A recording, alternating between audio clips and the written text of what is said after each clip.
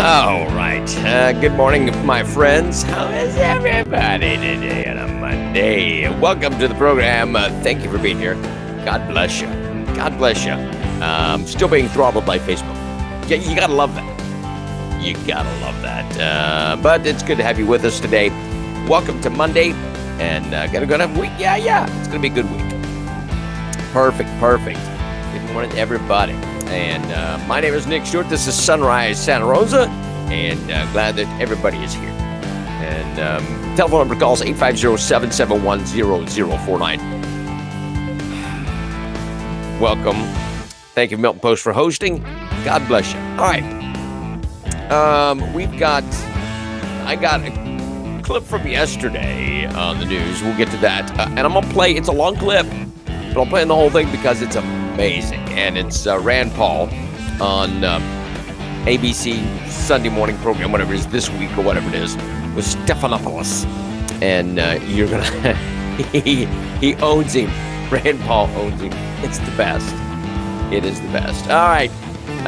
Yeah. Good morning, Saskat. Thank you. For those, there's several that are watching from YouTube. Thank you. Don't neglect the Milton Post. All right. Very good. All right, your forecast for today. I didn't even have that ready. I'm so crazy. It's been wild. But we'll get through it. It's a Monday. So your forecast today should be fairly rainy. Areas patch of fog early. Few showers this morning. Isolated thunderstorms developing during the afternoon. High near 72. The chance of rain today is 30%. That's dropped a little bit. That's good. Tonight, scattered showers, thunderstorms, low near 66. The chance of rain overnight, 60%. And then for your mañana, thunderstorms, high near 72. And the chance of rain tomorrow, 90%. Presently, it's 64 in Milton. It's 64 in Gulf Breeze, 63 in Navarre, and 64 in Pensacola. Oh, there you go. Let's do this. Let's light this candle, shall we? All right. So this came up. We know that there's been... The crew of the airship pirates, this whole Mardi Gras thing is getting interesting, is it not? The Milton Mardi Gras thing is getting just really interesting. But the crew of the airship pirates. Now, before I go into this. Now, I'm not a Mardi Gras fan. I'm not. I don't care. One way or the other, I'm just a Mardi Gras fan. All right. So that being said, but I like what the stuff that the crew of the airship pirates is doing. Sorry, Sassy Mama Cat says on YouTube you can only see the comments from people on YouTube and not Facebook. I apologize. All right. So, but the crew of the airship pirates, they're doing great things. They donated a dishwasher and had it installed at the Ronald McDonald House. And now they come out with this. This is safety. The crew of the airship pirates is taking many steps to provide the public, city employees, law enforcement, and volunteers with a safe environment during, after the Milton Mardi Gras parade. The safety and well-being of everyone is our number one concern. Safety guidelines from both the CDC and WHO are in place. We ask that you do your part. Social distancing along the parade route and the after party is highly encouraged. The parade route has been extended to allow you to distance yourselves from each other. Face masks are strongly encouraged when social distancing isn't possible or as an added level of protection. Masks will be available at 4 locations along the parade route provided by the city of Milton. Also, masks will be available at the vendor and food truck locations as well as the kid zones at the after party. If you're sick or live with someone who is compromised immune system, please do not attend. Hand sanitation stations will be placed throughout the after-party area with and food and vendor truck areas and near the hand washing stations at the porta potties.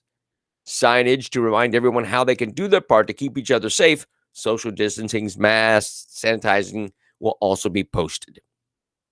Now, I would think, I love this. I love that they put this out because everybody on the Milton City Council can get behind this.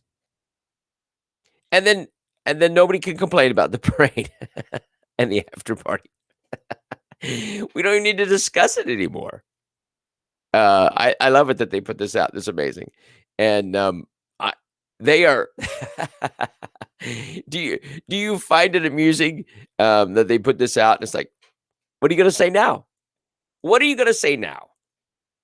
Um, I bravo to them and congratulations. I love it. Absolutely love it. All right, so this came up. James Calkins, the newly elected District 3 Santa Rosa commissioner, debunked claims of Antifa involvement in the January 6th Capitol riots. I think it's from the P&J. At Thursday's commission meeting, while trying to convince his fellow board members to endorse right-leaning legislation that was not directly tied to county business. Calkins ran on the decidedly conservative pro-Donald Trump platform in the 2020 primary race, made the Antifa comments during a board discussion about 3 resolutions he asked to be put on the agenda. The 3 resolutions addressed House Bills 1, 123, and 33, which are proposed state bills that address riots, guns, and social media privacy, respectively. Calkins sought board approval of the resolutions that would symbolically endorse the bills on behalf of Santa Rosa County as they move through the Florida legislature. So, and it says Calkins' statements mirrored that of Matt Gaetz. Well, Matt Gaetz, that's his job. Now, let me say this. While I agree with the House bills, I do. I don't, and let me say this, resolutions are non-binding. They're symbolic, right? I don't think that's the job of the county commissioners. I think there's plenty of other things and other business to handle. Now, if someone has sights set higher politically, that's fine. But I don't think that's the place for it. I'm tired of being the government's timeout comer. I'm sorry. But I don't think that's the place of the county commission. And it just seems weird. It seems to be a weird stand. Man, if you want to support it, fine, call and Matt Gaetz or call the governor or whatever and say, hey, we're supporting you. What to pass a resolution? We're already a gun sanctuary county. You got that going. I think people know where you stand. And I just think if you I'm being cautious because I don't dislike him. I don't dislike him. Going for the Donald J. Trump highway or whatever that is, it's just not the county. It's not the county business. Handle the county business. Lord knows there's plenty there to do. Just saying. Milton City Council also voted to support the resolution as well. I got it. It's kind of, do you not see it's kind of ridiculous? I may be out. That's just how I see it. It just seems like a ridiculous stand. I don't know. And the meetings go on long enough. In the county commission meetings, there's calls for people to step down. There's calls of racism. I think there's other things to handle. just say 850-771-0049. It's true. And like I said, I agree. I agree that there was probably Antifa that stirred stuff up at the Capitol. I agree. I don't disagree with those things. It just kind of it detracts. Well, here's a stupid thing. Escambia County could soon lift its Sunday morning ban on alcohol sales. County Commissioner Jeff Burgash made the first step towards changing the law at Thursday's board meeting. I'm willing to move it forward, Burgash said. I know some will not like it, but I'm not making value judgments one way or another. I'm telling people to go buy beer on Sundays? Of course not. But right now, there's a disparate treatment between businesses, and we need to get it right. Under current law, business owners in Escambia County cannot sell alcohols on Sunday until 1 p.m. However, businesses on Pensacola Beach and Perdido Key are exempt and can start sales at 7 a.m. Burgage calls that a double standard. And with support from other commissioners, he says he's now drafting an ordinance to allow businesses to sell alcohol on Sunday mornings. Well, let's do this. I want there to be a statement go out that Burgage supports alcoholism. Because if you're drinking that early on a Sunday morning, you've got a problem. Does it harm businesses? Does it harm businesses to not sell alcohol till 1 p.m.? I don't think that's an issue. Heather says, if it's not broke, don't fix it. There are things that need fixing. Get to work. Right. That's somebody else's job, right, Heather? It's somebody else's job to handle those kinds of things. All right. I like a mimosa with brunch. Okay, that's fine. Do you need to go buy it at 7 a.m. on a Sunday morning? You would probably have that. I'm going to have brunch tomorrow. I need to get stuff from mimosas. You do that on Saturday at least. Hi, Kate. Good morning. All right. So, yeah, I just think that's kind of a dumb statement. I was so discouraged to see a shelf at checkouts with many alcohol bottles. Yeah. Well, I don't like, as at Walmart, I don't like alcohol sales on Sunday anyway. I'm a preacher. I don't like it.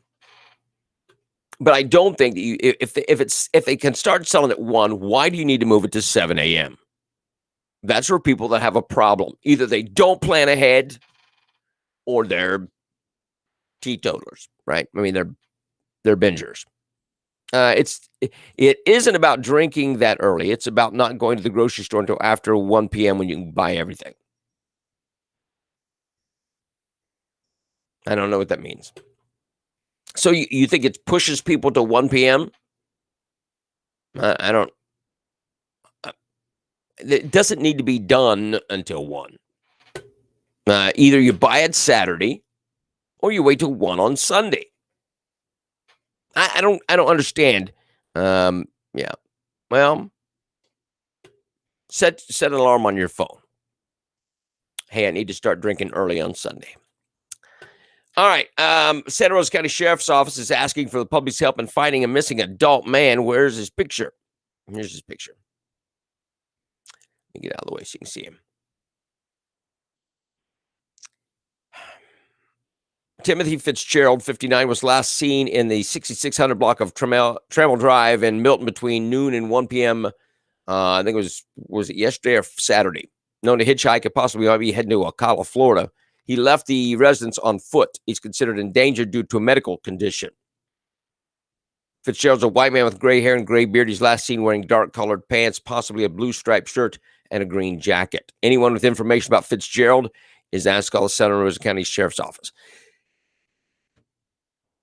Why would anybody hitchhike anymore? Why does anybody hitchhike anymore? What would be the purpose in that? How dangerous is that? Don't hitchhike. Don't hitchhike. 850-771-0049. If you see the man, if you know where the man is, call the sheriff's office. Work may be hard to find these days, but the Escambia County has an urgent need to hire new blood. It's important they get the jobs filled because they're in the front lines for public safety. They need people to answer 911 calls. Police officers, sheriff's deputies, state troopers, federal agents, firefighters, paramedics, 911 dispatchers, a wide range of jail staff, all fall into the professional category of public safety. So they need public safety people. If you're an animal lover, Escambia County Animal Services currently has 9 job openings for future kennel technicians and animal control officers. But it's Escambia County's Department of Corrections that has by far the highest number of available jobs. New Escambia County jail is expected to open for business later this year. The facility will be much larger than the current jail. We'll need to grow its staff. And the county is currently looking for 69 new correctional officers, also medical staff, qualified nurses, medical emergency specialists. So they are.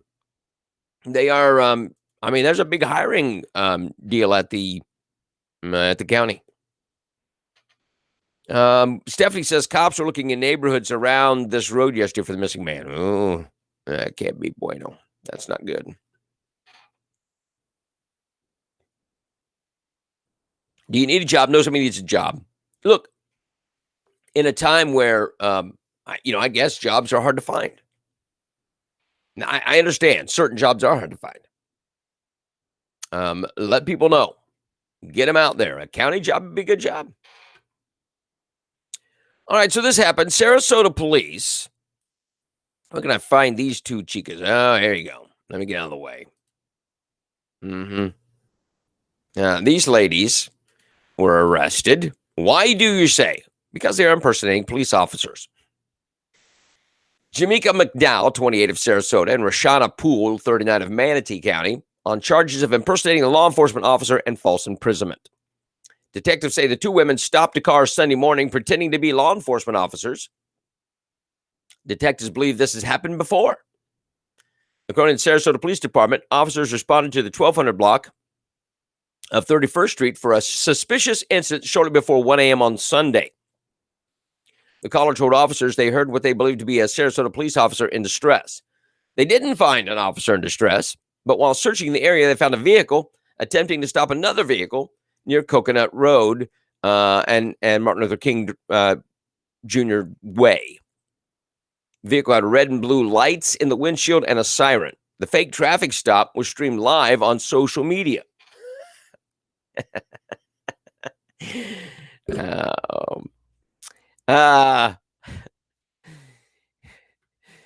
Nice. In the video, McDowell and Poole were claiming to be law enforcement officers, made threatening and derogatory statements to the driver and passengers of a vehicle they had stopped. The victims in the vehicle did not know McDowell or Poole. The video shows red and blue lights flashing and a siren being used. Police say McDowell and Poole are heard saying, "Driver, exit the vehicle. Put your blank hands up, driver. I need everyone to exit the blank car. Do not make a move. Black lives don't blank matter. Anybody move, and I will shoot."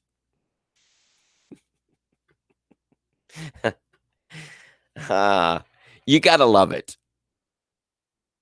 If you're gonna be stupid, put it on Facebook. Nice. Why would anyone apply to be a police? They are treated poorly by the public. And that's an issue. I've got stories on that coming up. I got video. And it's pretty wild. And the police chief is not backing them up. They look familiar. They must have a long arrest record. That's racist, by the way. You're a racist. 850-771-0049. A Tacoma police officer was surrounded by an angry mob, and he plowed through the crowd. I want to show you this video because what would you do?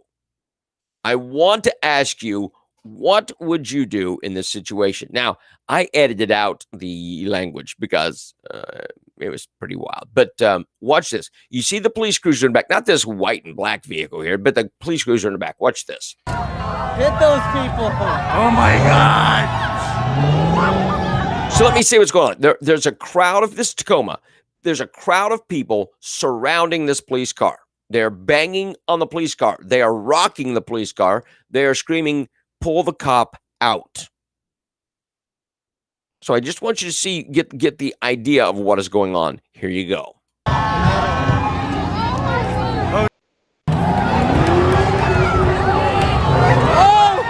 my God!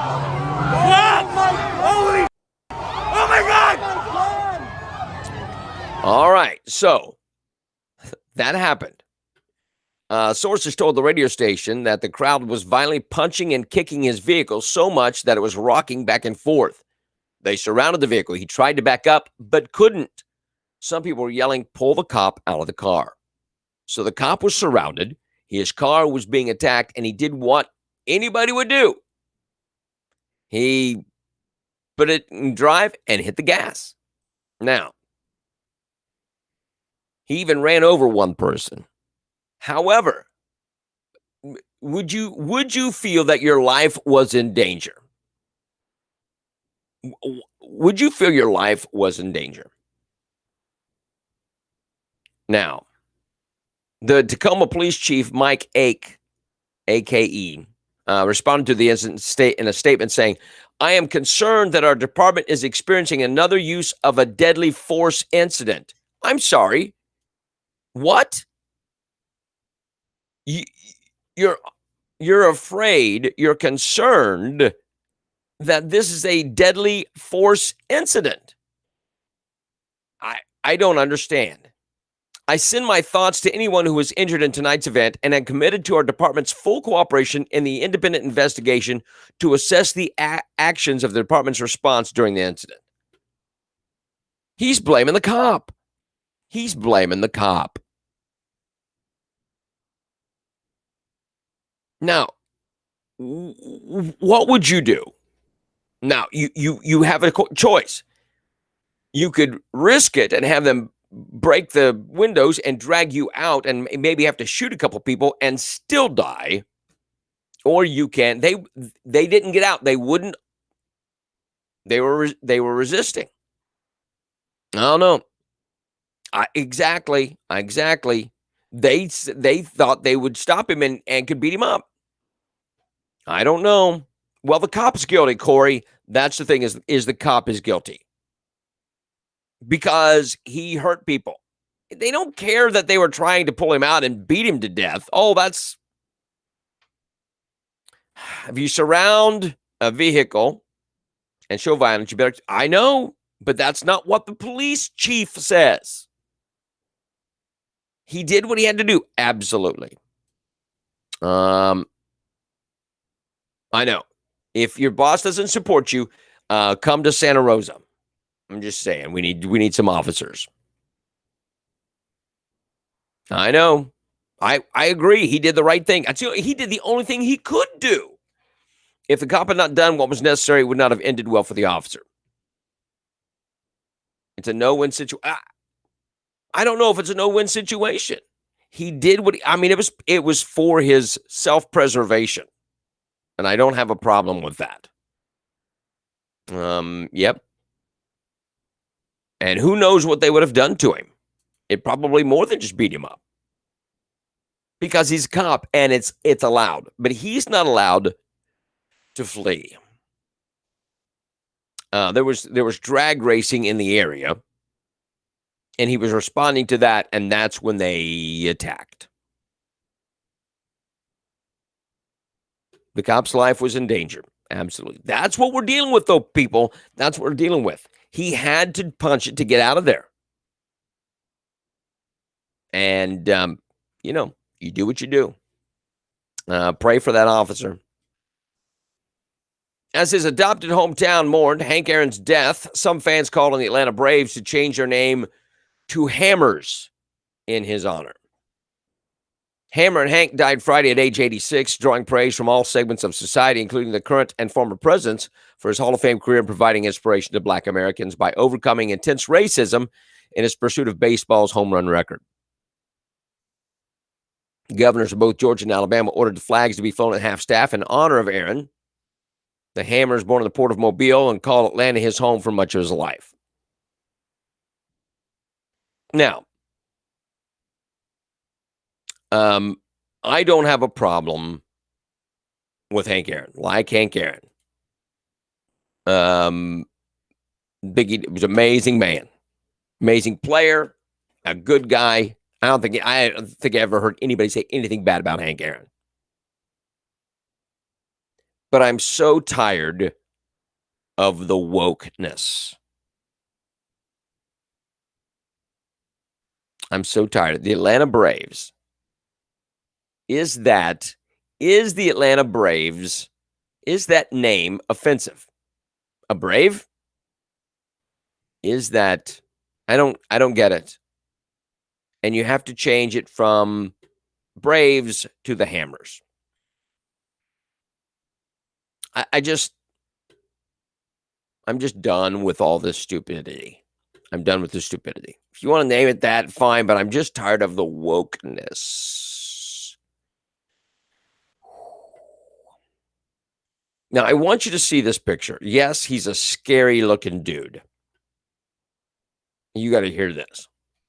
Hillsborough County deputies arrested Zeshan Nakvi, 31, after he traveled from New York City, where he's a middle school history teacher. And he drove to Tampa to have sex with a minor he met online.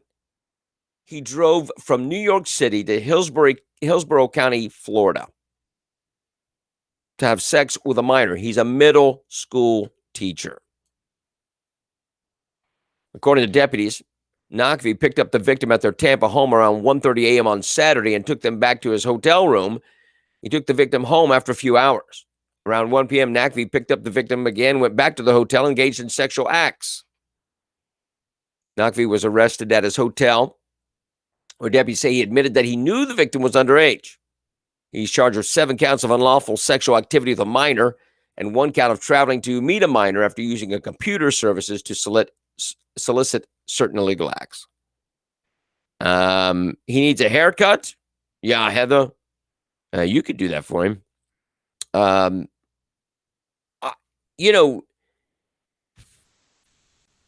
have a problem with these people that are trolling for children that are in our school systems. Just saying. It bothers me. 850-771-0049.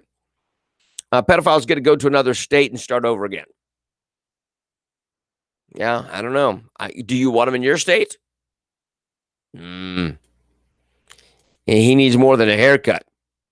Right across the here, cut his hair right there. Yeah, I guess.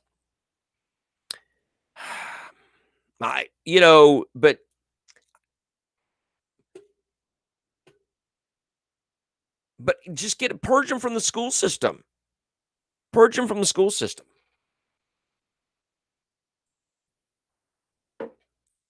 He probably won't even lose his job for that. I don't know. If he doesn't show up because he's in jail in Florida, he will. He was caught. But he was caught after he had sex with a minor. So I don't know if that's good or not. 850-771-0049. Walmart announced Friday that it expects to deliver up to what? How many? 13 million doses of the coronavirus vaccine per month. The retailer plans to offer the vaccine every day at its more than 5,000 Walmart and Sam's Club pharmacies through the in-store vaccination clinics and large community events. Walmart's executive vice president and wellness said to a note in customers. The agreement, which follows a collaboration with CVS and Walgreens to deliver vaccines to nursing homes, is part of an ongoing effort to make getting a COVID-19 vaccine like getting the flu shot. Now, they keep saying that the coronavirus is not the flu. But they want to make the vaccine kind of like getting the flu shot. Well, let me tell you something. The flu shot's not very effective. Does that make you feel better? Does that make you feel better? And does it make you think of Sam's Club products and the quality there? While the company waits for doses, it's working on to train thousands of pharmacists and pharmacy techs while building a digital scheduling tool to make appointments. So you can get it at Walmart with your Epsom salts.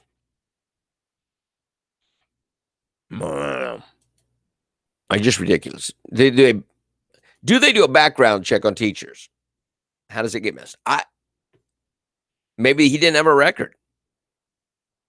But yeah, it's kind of sick. And what has he done? And should that school investigate what's been done there? The WHO should know by now people are not getting the shot in the numbers that they're asking. But they keep saying, oh, we've got this many people vaccinated. Yeah, they're telling you something different. They do background checks and fingerprinting, but until now, he's not been caught. But they should check. I don't know what they can do. It's kind of scary. It's very scary.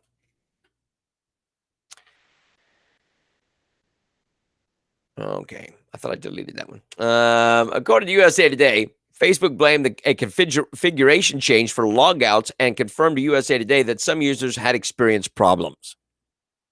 On January 22nd, a configuration change caused some people to be logged out of their Facebook accounts. We investigated the issue and fixed it for everyone earlier today. We're sorry for the inconvenience. We will now only target conservatives. They didn't say that part, but that's the truth. Yeah. Facebook. Did you get logged out by Facebook? Anybody?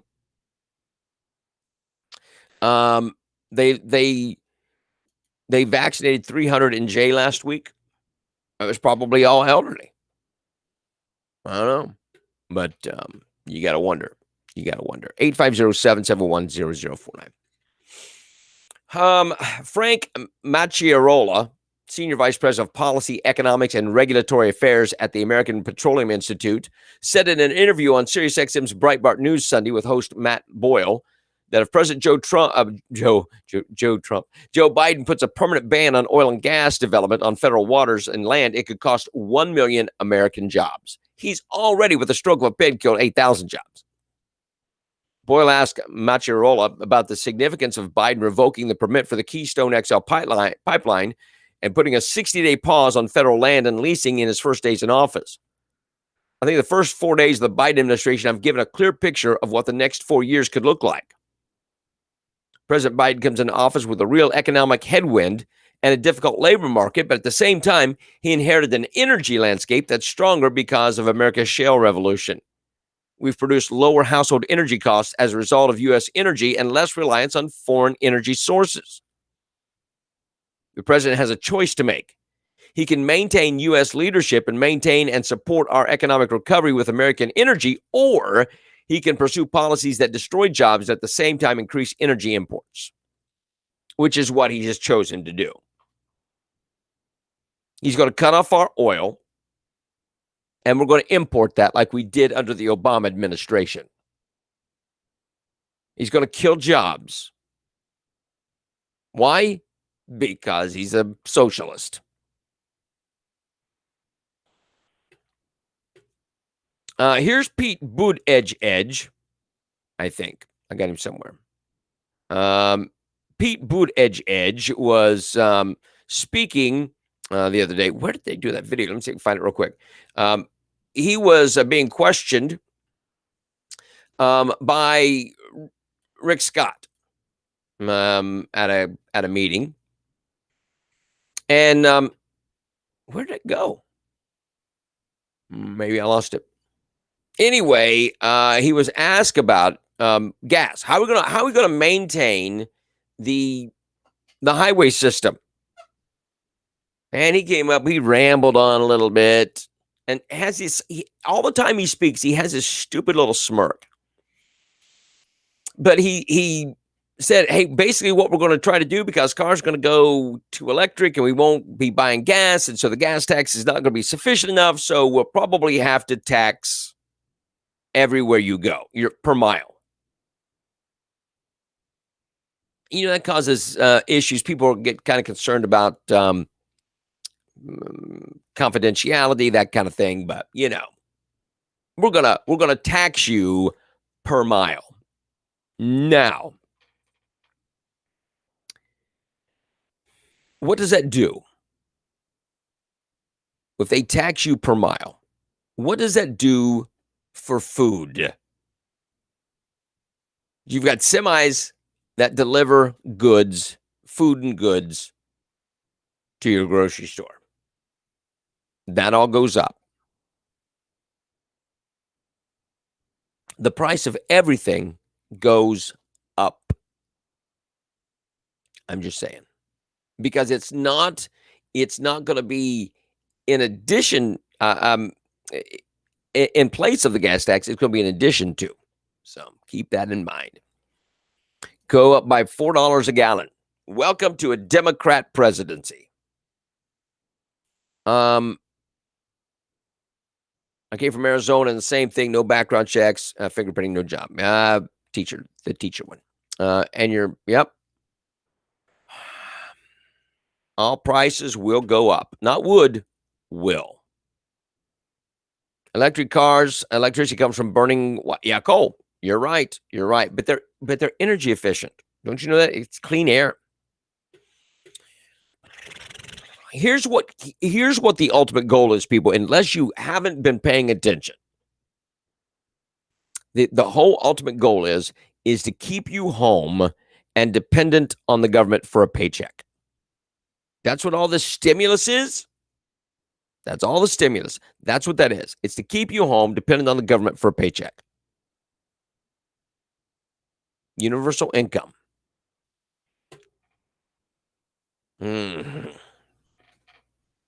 Several U.S. cities and states have announced plans to lift restrictions on indoor dining at bars and restaurants in a move that comes less than a week after change at the White House. The lifting of local-level restrictions, many of them in blue states, was expected to give local economies a boost during the early days of the Biden administration, following months of business-strangling shutdowns while President Trump was in charge. And magically, when President Trump is out of office and sock puppet gets in, all those restrictions get lifted. And the restaurants magically open up.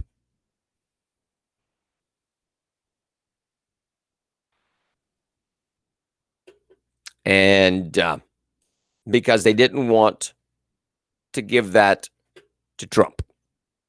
That's all it was. That's all it was. Who would have thought restrictions would go away when Trump is gone? Yeah. Well, more have come in. More restrictions have come in. He left it up to the states. To make their, which if he hadn't, they'd have said he was they said it anyway. He had no win in that. But now that he's gone, he just magically appears. New Defense Secretary Lloyd Austin will be at the, let's see, do that one. Multiple people familiar with the matter confirmed to ABC News that President Joe Biden expected to sign an executive order Monday that will lift the Pentagon's ban on transgender people serving in the military. Finally. That's what we needed. That was one of the first things that we needed. Oh, God bless you. We missed having transgender people in the military. Wow. God bless you.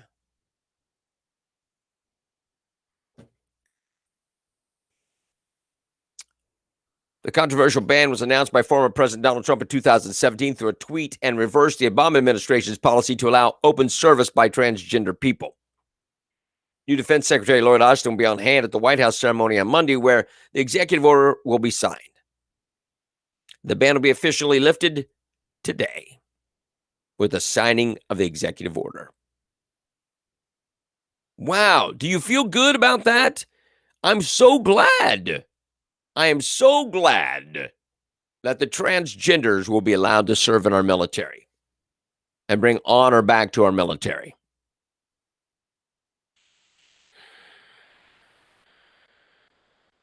Yeah. Well, also the sports. The transgenders can play in women's sports. You can't, and change in the same locker room. You're a racist. You're a transphobe, which is the dumbest thing. The word transphobe. I'm not afraid of catching transgenderism. I'm not. I'm not afraid of catching something from them. I'm not afraid of transgender people. As a matter of fact, if you want to do that, knock yourself out. However, that is not what they're after. It's the agenda that I'm against. And they do have an agenda. Oh, my.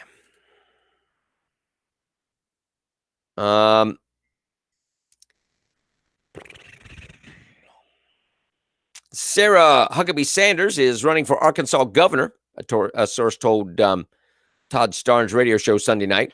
The source says the announcement is expected to be made early Monday morning. The daughter of former Governor Mike Huckabee has been widely expected to run for office after leaving the White House, and Trump publicly encouraged her to make a go. She's been laying the groundwork for her candidacy, speaking to GOP groups around the state. And I thought she did a great job as the spokesperson for the White House. And she did a great job. Right? I'm not ashamed of the gospel. Proud to be too girly to help anyway. Probably too girly. Oh, yeah. I know. What is the purpose of the military? Is it to and can you listen? I want to ask this. Here's my question. If you can lift the ban on transgendered, which is a sexual dysphoria, it's a problem. It's confusion. What do you do about people who are rejected for maybe health issues or maybe some other thing? How do you lift the ban on that, but not on people who have been rejected before? I think they ought to bring it up. Agenda is control, total and unadulterated control. Yep, trying to break you down for sure. Transgenders. GOP lawmakers in multiple states are aiming to relax certain gun restrictions. What they want to do is they want to allow, these are GOP states, and they want to allow concealed firearms without having to obtain a permit. Love it. 15 states already allow concealed carry without a permit, and lawmakers in 9 others have proposed allowing or expanding the practice. GOP governors are backing the changes in Utah and Tennessee. Another bill expanding permitless carry in Montana has passed the state house. Against that backdrop, the efforts to loosen the concealed carry requirements are a frightening trend for Shannon Watts, the founder of gun control group Moms Demand Action. It's dangerous to allow people to carry hidden, loaded handguns, possibly without a background check or any training. She said, adding that the annual rate of aggravated assaults with a firearm has increased 71% in Alaska. What is that, 15 people? Since it became the first state to allow concealed carry without a permit in 2003. Now,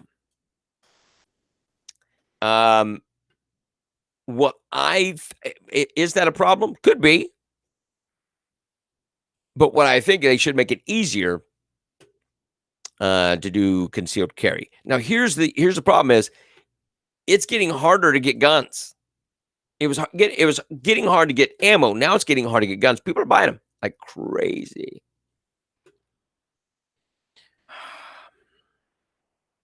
Lauren says, rejected for being too lightweight from the military. You weren't allowed to serve because you were too light. Yeah. I get it. Civil rights groups on Thursday celebrated President Joe Biden's swift revocation of a Trump administration order that had banned federal agencies and contractors and recipients of federal funding from conducting certain diversity training. These are re-education things. Do you understand that? Diversity training is re-education. The order had targeted workplace trainings and explored systemic racism and privilege. Because you're white, you're thinking screwed up. President Trump had deemed un-American potentially harmful to white workers. The Department of Labor had already suspended enforcement of an order after California federal court granted a preliminary injunction against it in response to a lawsuit filed by Lambada Legal, an organization that advocates for the rights of LGBT people. So, keep that in mind. you've got that to look forward to, right? I want to hit this before it's too late. I've got a video here of Rand Paul. And Rand Paul was on This Week with George Stephanopoulos. And I want to play you this video, and it's lengthy. All right? It is about 5-6 minutes, but we'll talk through it. But you've got to see the whole thing. It's absolutely amazing. Check it out. Sorry, Senator Klobuchar, are you there? He lost Senator Klobuchar. Oops, it's not playing. Hold on a second. Okay. Let me try this again. Let me do that. And I don't know. Let's start with Senator Rand Paul instead. I think we have some audio problems right there. Senator Paul, let me begin with a threshold question for you. This election was not stolen. Do you accept that fact? So he comes out, he doesn't even ask a question, really. He makes a statement.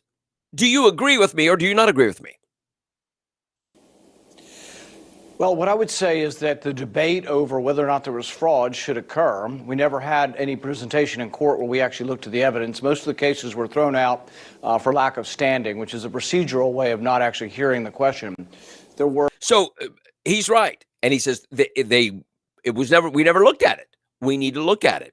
And he said it was rejected from courts, not because of lack of evidence, but because of lack of standing, which means they didn't want to listen to it. We continue. There are several states in which the law was changed by the Secretary of State and not the state legislature. To me, those are clearly unconstitutional. And I think there's still a chance that those actually do finally work their way up to the Supreme Court. Courts traditionally and historically don't like to hear election questions. But yes, were there people who voted twice? Were there dead people who voted? Were there illegal aliens who voted? Yes, and we should get to the bottom of it. I'll give you an example. In my state, when we had a Democrat Secretary of State, she refused, even under federal order, to purge the rolls of illegal voters. We got a Republican Secretary of State, and he purged the rolls. Senator Paul, I have to, a difference, and those things I have to stop you there. No election is perfect, but there were 86 challenges filed by President Trump and his allies in court. All were dismissed. Every state certified the results after investigations, counts, and recounts. The Department of Justice, led by William Barr, said there's no widespread evidence of fraud. Can't you just say the words, this election was not stolen? What I would suggest is that if we want greater confidence in our elections, and 75% of Republicans agree with me, is that we do need to look at election integrity, and we do need to see if we can restore confidence in the elections. Well, 75% of Republicans agree with you because they were fed a big lie by President Trump and his supporters who say the election was stolen. Why can't you say... Well, I think Now, watch this. Rand Paul now owns him. Watch this. I think where you make a mistake, hey, George, where you make a mistake is that people coming from the liberal side like you immediately say everything's a lie instead of saying there are two sides to everything. Historically, what would happen is if I said that I thought there was fraud, you would interview someone else who said there wasn't. But now you insert yourself in the middle and say the absolute fact is that everything I'm saying is a lie. Well, because, Senator, I said what the president said was a lie because he said, hold on a second. He said the election was stolen. This election was not stolen. The results were certified in every single state after counts and recounts. You're saying that absolutely you're saying there was no fraud and it's all been investigated. That's just not true. It's not what I said, sir. I said the Department of Justice found no evidence. Let me finish my point. You said something that was not true. You say we're all liars. You're just simply saying we're all liars. And I said it was a lie that the election was stolen. Premise that you're right and we're wrong. Well, let's talk about the specifics of it. In Wisconsin, tens of thousands of absentee votes had only the name on them and no address. Historically, those were thrown out. This time they weren't. They made special accommodations because they said, oh, it's a pandemic, and people forgot what their address was. So they changed the law after the fact. That is wrong. That's unconstitutional. And I plan on spending the next 2 years going around state to state and fixing these problems. And I won't be cowed by liberals in the media who say, there's no evidence here and you're a liar if you talk about election fraud. No, let's have an open debate. It's a free country. There's no widespread evidence of election fraud that overturned the results. That was stated as well by the Department of Justice, led by President Trump's Attorney General. In Wisconsin, there were counts and recounts. Never studied that. Even that's not true. Even that's not true. Even William Barr said that directly. Barr said that. But there was, yes, He said that, yes, that was a pronouncement. There has been no examination, thorough examination of all the states to see what problems we had and see if they could fix them. Now, let me say, to be clear, I voted to certify the state electors because I think it would be wrong for Congress to overturn that. But at the same time, I'm not willing just to sit here and say, oh, everybody on the Republican side is a liar and there is no fraud. No, there were lots of problems, and there were secretaries of state who illegally changed the law, and that needs to be fixed. And I'm going to work hard to fix it, and I won't be cowed by people saying, oh, you're a liar. That's the problem with the media today, is they say all Republicans are liars and everything we say is a lie. There are two sides to every story. Interview somebody on the other side, but don't insert yourself into the story to say we're all liars because we think there's some fraud in the election. Don't insert yourself in the story. And Rand Paul is exactly right. There are not two sides of the story. This has been looked at in every single state. The Oh, election sure results there were are. It's not. certified in every It's state. not been looked at. It has not been looked at. They've just dismissed it. Trump has came up with all kinds of things. Look at it. Just look at it. And they wouldn't look at it. The state electors wouldn't look at it. Why? Because they rigged it. They rigged it. Rand Paul is exactly right. He's not saying it was stolen. He wasn't saying it's not stolen. He says this should be looked at. Now, here's what the Democrats are afraid of. That it's going to be exposed, and that Biden will be exposed as a fraudulent president.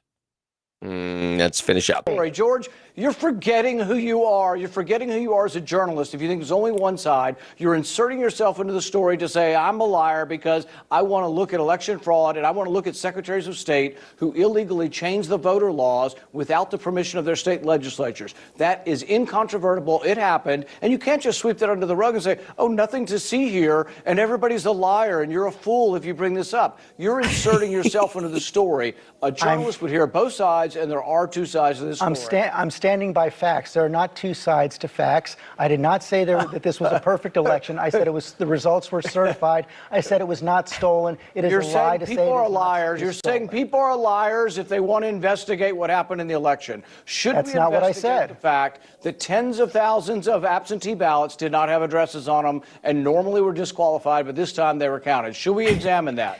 I don't know whether it affected the election or not, but I have an open mind. And if we actually examine this and we find out it didn't, that's fine, but it still should be fixed. There can be more investigations. The investigations that have taken place have shown there is not enough fraud to change the results. There have been no investigations. There have been no investigations, George. None. No investigations. They've refused to investigate it. They've just called it. Election that has been certified by every state. It was stated by the Justice Department and the Attorney General. And I accepted the state certifications, but it doesn't mean that I think that there wasn't fraud and that there weren't problems that have to be investigated, and it doesn't mean that the law wasn't broken. I believe in Pennsylvania they broke the law, and I believe if that ever would get a real hearing in the Supreme Court, it was denied for standing. It wasn't actually taken up. If it were taken up, I do believe that the Supreme Court would overrule and say that they did break the law illegally. I asked you a very simple question. All Was right. the election stolen or not? I think there was a great deal of evidence of fraud and changing of the election laws illegally, and I think a thorough investigation is warranted. Senator Paul, thanks for your time this morning. All right. So, and he's exactly right. Rand is exactly, I love Rand Paul. I love Rand Paul. And he's exactly right. And Stephanopoulos is a Clinton hack. He's a Clinton hack. He's not a journalist. He's not a journalist. And to expect him to do journalist work is beyond. You can't expect him to do anything different. He's not a journalist. He doesn't want to know both sides. It's all about getting their side across. There's very few journalists anymore. There's very few. They don't want to give both sides. They want to give their side, and they're right, and you're wrong. The media is the reason it was easily stolen. Well, yeah, there's nothing to see here. Every single one of them said there's no evidence. Fraud. President Trump has incorrectly or stated he continues to push the lie that it was stolen. That's the problem. That's the problem.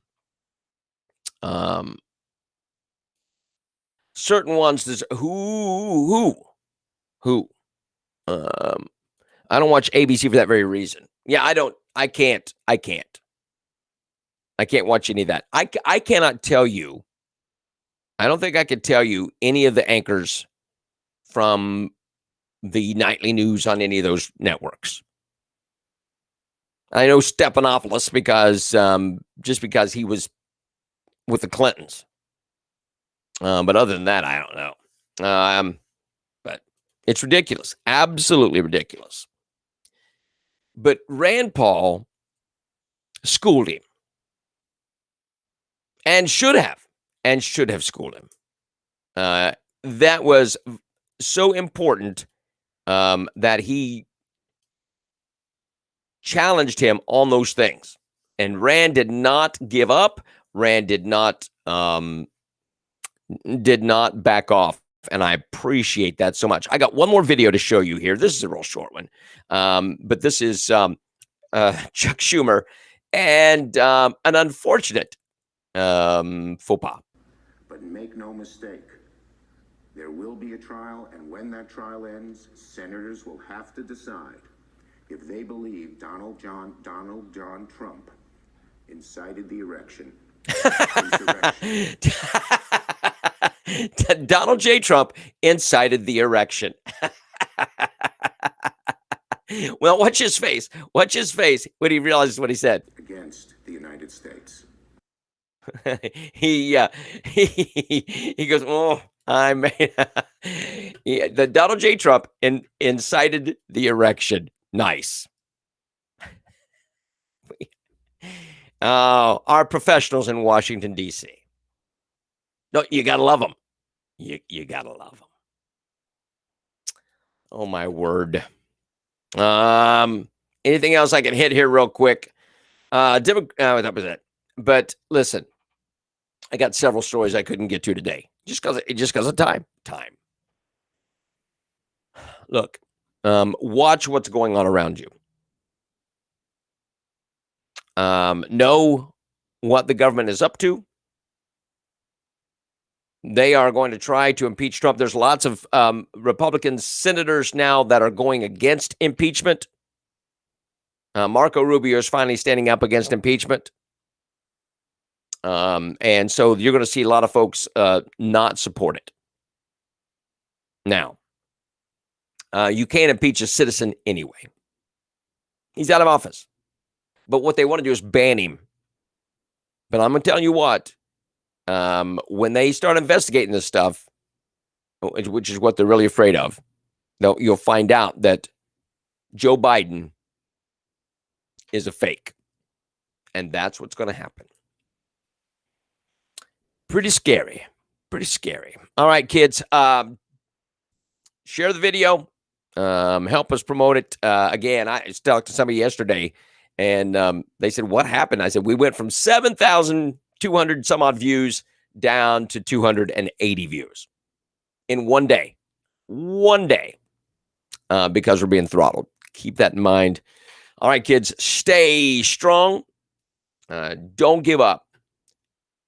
Plug forward, and hopefully, God bless you.